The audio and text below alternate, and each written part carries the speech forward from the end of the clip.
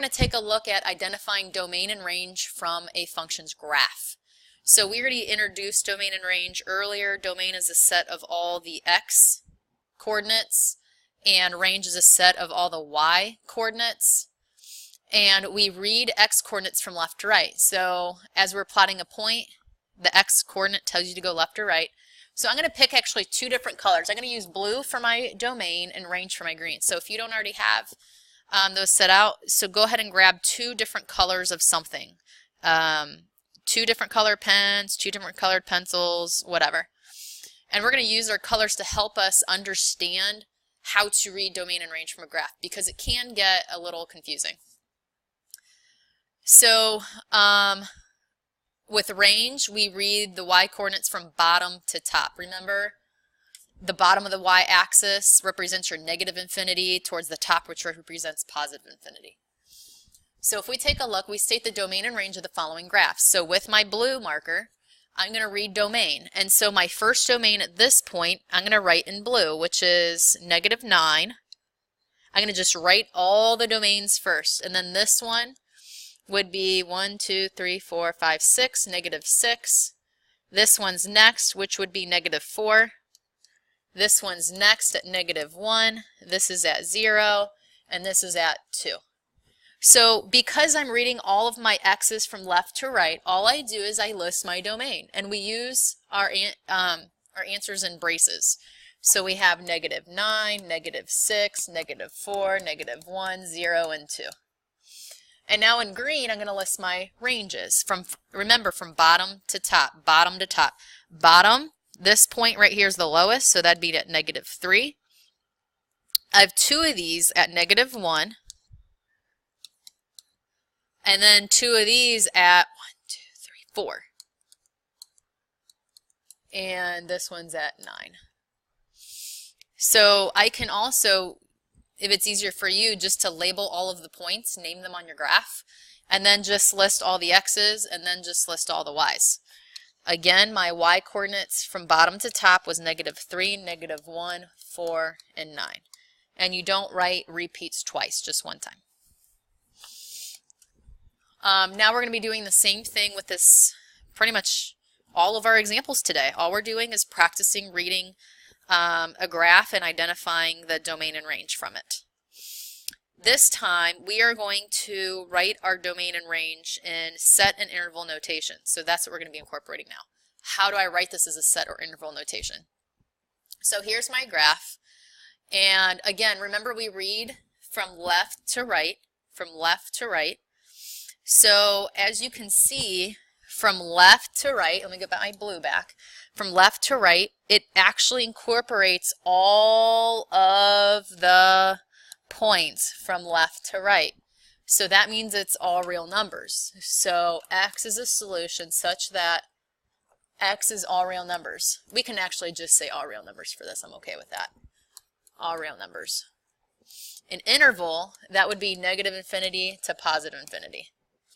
So then if we talk about range, from bottom to top, it's at 1 point from bottom to top. And all of these y-coordinates are exactly the same on that line.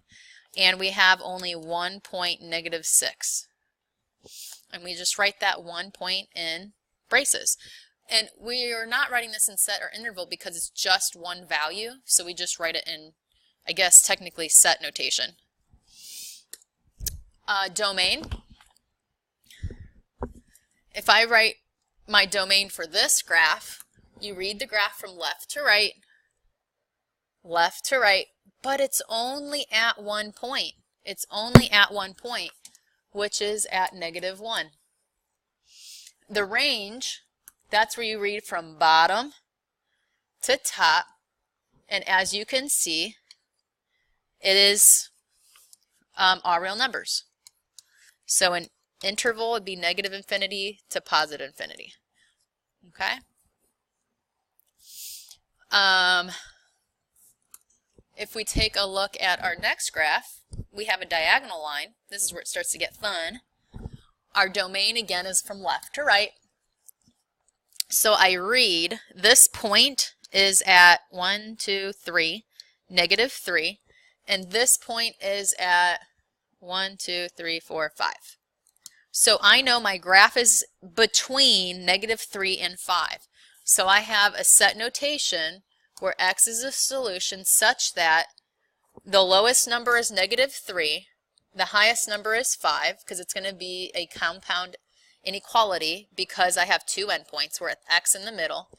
And then the -3 is not included, so I just have a less than sign, but the 5 is included, so that one's less than or equal to. So x is x is greater than -3 and x is less than or equal to 5. So then in interval notation, it'd be parentheses -3 comma 5 bracket, because the 5 is included, 3 is not. -3 is not. Now, to do the range, you read from bottom to top. From bottom to top.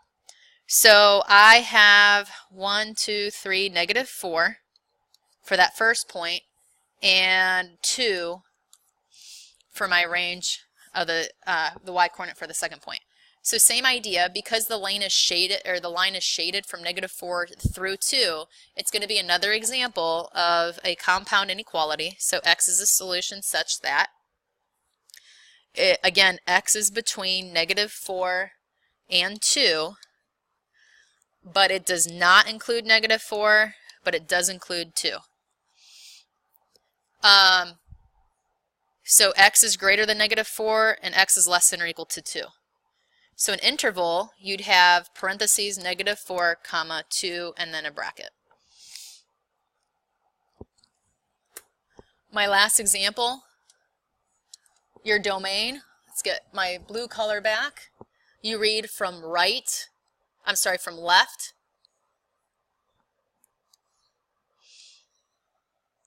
until you go to the farthest point on the right. So from left to right. So this coordinate is -3. This coordinate is +8. So I know that I'm going from -3 to +8, but they're both included. So I have x is a solution such that -3 is first, 8 is last. So x is greater than or equal to -3 and x is less than or equal to 8.